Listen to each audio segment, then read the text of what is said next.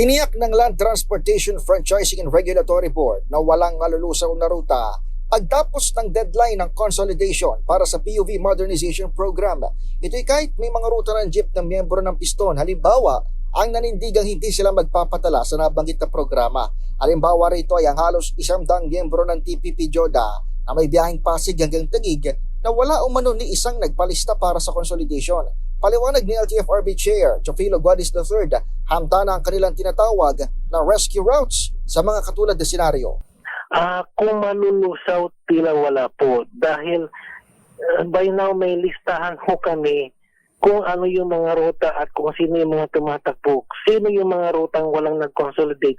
Pag ganyan hong halimbawa may isang ruta na puro miyembro na ano. Miyembro ay hindi nag-consolidate, may tinatawag tayong rescue route. Sa panayam ng DZRH, ipinaliwanag ni Guadis na handa silang magbawas ng unit sa ilang katabing rutang nagpa-consolidate para ilipat sa mga rutang walang sumama sa modernization program. Kung hindi man magpapakalat ng units, binanggit ni Guadis na marami naman umanong alternatibo para sa mananakay gaya ng UV Express at bus.